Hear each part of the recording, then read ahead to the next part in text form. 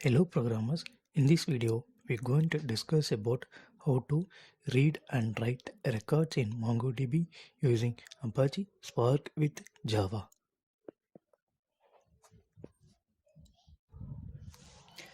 Fine, let's get into the program and I will start with the dependent libraries.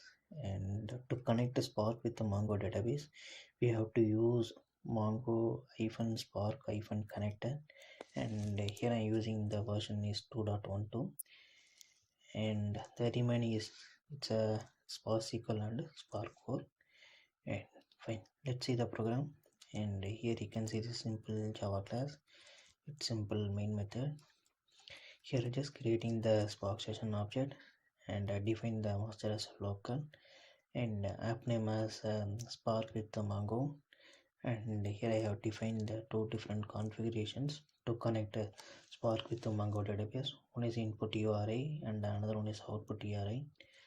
And here I have defined the database URL, and here I'm going to use the database name called SparkDB and the collection name called Java Data.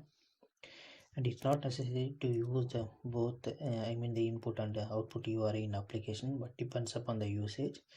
And if you're going to do only read operation, then you can use the input URI alone is enough. And if you're going to only write operations, you can use only output URI is enough. And the next thing, here I have created the object for Java Spark context. Due to the data in the MongoDB is in collection, the document oriented. So here I have started using the Spark context. And fine, let's see how to read the data which are available in the Mongo database using Spark. Here I have written the simple function to read the data. And to read the data we have to use Mongo Spark and dot load function.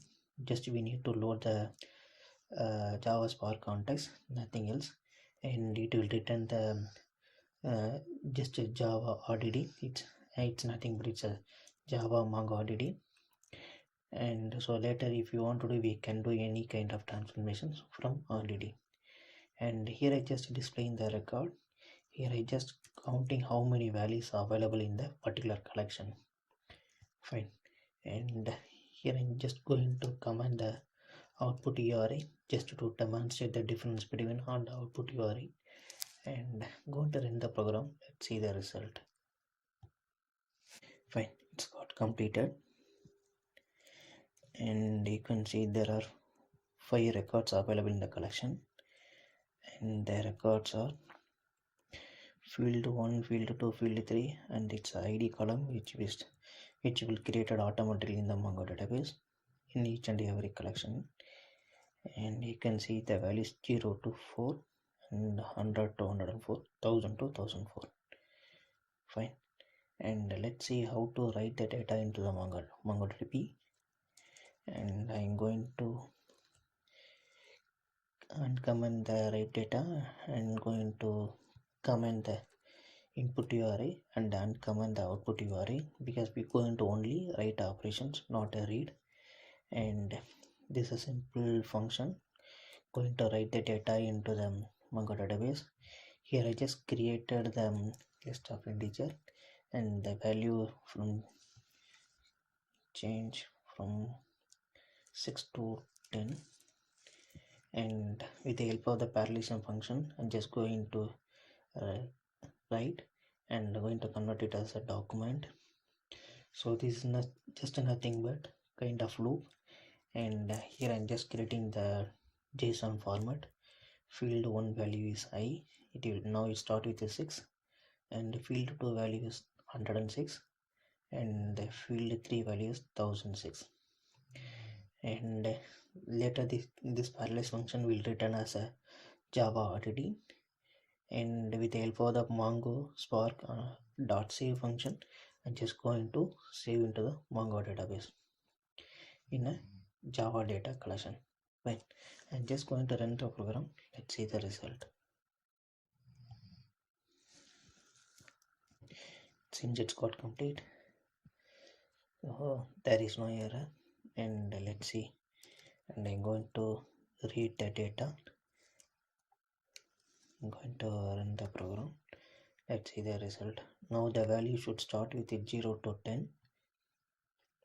So because before starting the function we have used the already data is there 0 to 5.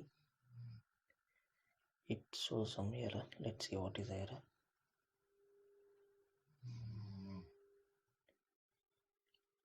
Yes, you can see I'm going to read the operation, but I have commanded the input, but I have enabled the output URI. So we need the input URI if you want to read the data. So I just go into uncommand this line, and so this is the error which will throw if we not define the corresponding URI. And I'm going to rerun the program and let's see the result.